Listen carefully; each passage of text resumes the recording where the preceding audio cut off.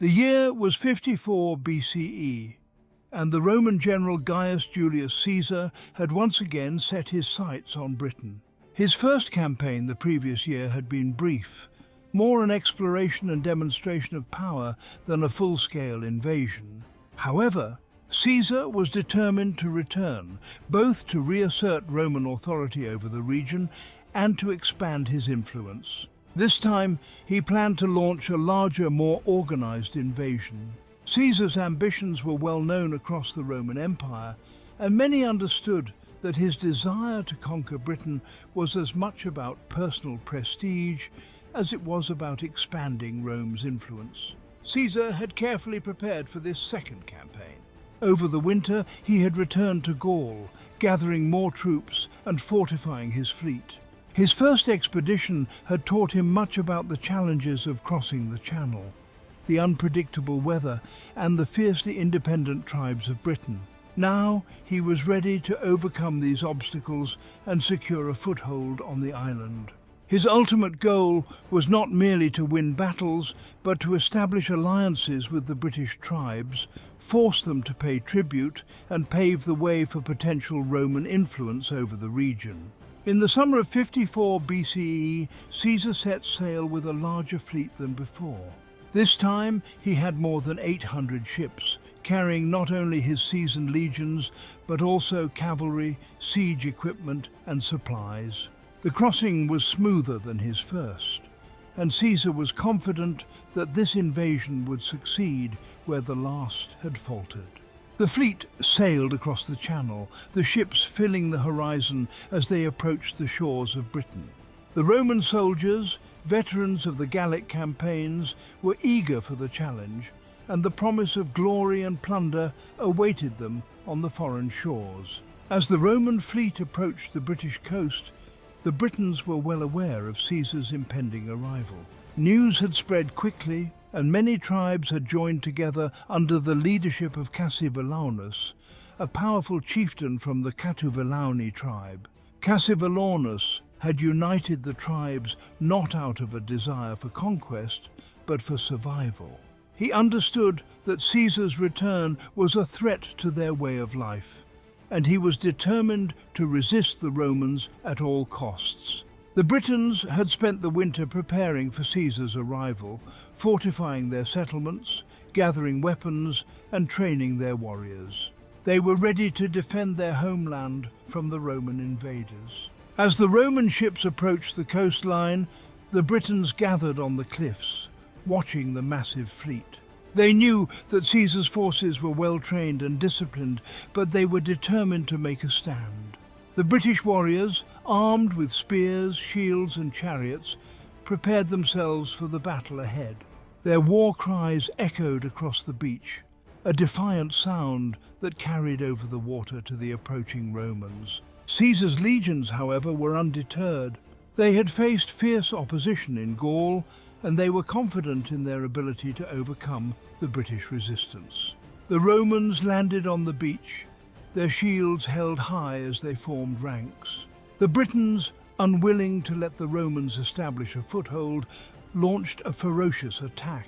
The battle on the beach was brutal, with the Britons charging down from the cliffs and the Romans fighting to secure their position. The British chariots raced across the sand, their drivers expertly maneuvering as they hurled javelins at the Roman soldiers. The Roman legions, however, were well drilled in defensive tactics. They formed a solid line, their shields interlocked, and advanced slowly but surely, pushing back the British warriors. After a fierce struggle, the Romans managed to establish a beachhead. The Britons, realizing that they could not break the Roman line, retreated to regroup. Caesar, pleased with his soldiers' discipline and courage, ordered his men to fortify their position. They began constructing a temporary camp, digging trenches and building defences to protect themselves from further attacks. Caesar knew that the Britons would not give up easily, and he was determined to maintain a strong position on the beach. With the beachhead secured, Caesar prepared to advance inland. He sent scouts to survey the surrounding area and gather intelligence on the British forces. The Britons, meanwhile, had regrouped and were preparing for a new strategy. They knew that they could not defeat the Romans in a head-on battle, so they planned to use guerrilla tactics to harass Caesar's forces. Cassivellaunus, a skilled strategist, understood the terrain and planned to use it to his advantage. He ordered his warriors to launch hit-and-run attacks on the Roman supply lines, hoping to weaken Caesar's army through attrition. The Roman legions began their march inland, moving in tight formations as they advanced. The Britons, true to their plan, launched a series of ambushes on the Roman soldiers. They attacked from the forests and hills, using their knowledge of the terrain to strike and then disappear before the Romans could retaliate. These skirmishes slowed the Roman advance and tested the discipline of Caesar's soldiers. The Romans were not accustomed to fighting an enemy who refused to engage in open battle, and the constant ambushes began to take a toll on their morale. Caesar, however, remained calm and focused. He understood that the Britons were trying to disrupt his supply lines and exhaust his troops. To counter this, he ordered his soldiers to move in tighter formations and assigned extra guards to protect the supply wagons. He also sent cavalry patrols to scout ahead and intercept any British forces planning an ambush. Caesar's experience in Gaul had taught him the importance of adaptability, and he was determined to overcome the challenges posed by the British guerrilla tactics. Despite the British resistance, Caesar's legions continued to make progress. They fought their way through the dense forests and rolling hills, pushing deeper into British territory. The Britons, realizing that they could not stop the Roman advance with skirmishes alone, decided to make a stand. Cassivellaunus had chosen a defensible position along the banks of the Thames River, where he planned to confront the Romans in a more organized battle. The Romans reached the Thames, where they encountered a formidable barrier. Cassivellaunus had fortified the riverbank, placing sharpened stakes in the water to deter the Romans from crossing. The British warriors were positioned on the opposite bank, ready to defend their position. Caesar, however, was undeterred. He ordered his soldiers to cross the river, and they did so with remarkable bravery.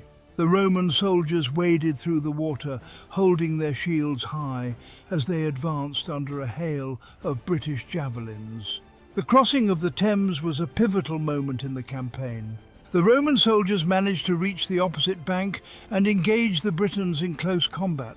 The battle was intense, with both sides fighting fiercely for control of the river. The Britons, despite their determination, were unable to withstand the disciplined Roman advance. The Roman legions, with their superior training and organization, managed to break through the British lines, forcing them to retreat once again. Having crossed the Thames, Caesar ordered his troops to pursue the retreating Britons. Cassivellaunus, realizing that he could not defeat the Romans in open battle, decided to revert to guerrilla tactics. He dispersed his forces into small bands, instructing them to harass the Romans at every opportunity. The Britons attacked Roman patrols, ambushed supply wagons, and launched night raids on the Roman camps.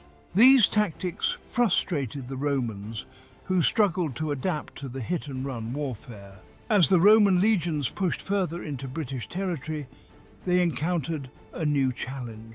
Cassivellaunus had established a stronghold deep in the British countryside, a fortified settlement that served as his base of operations. Caesar knew that capturing this stronghold would be crucial to breaking British resistance. He ordered his soldiers to prepare for a siege, determined to force Cassivellaunus into submission. The siege of Cassivellaunus's stronghold was a grueling affair. The Britons defended their position with fierce determination, using every advantage the terrain offered. They launched sorties against the Romans, attacking their siege equipment and attempting to disrupt the Roman lines. Caesar, however, was relentless. He deployed his soldiers in waves, launching a sustained assault on the stronghold's walls. The Roman engineers worked tirelessly, constructing battering rams and scaling ladders to breach the British defences. After days of intense fighting, the Romans finally broke through the walls of the stronghold. The British warriors, exhausted and outnumbered, fought valiantly, but were ultimately overwhelmed. Cassivellaunus, realizing that further resistance was futile, surrendered. He agreed to Caesar's terms, offering hostages and promising to pay tribute to Rome.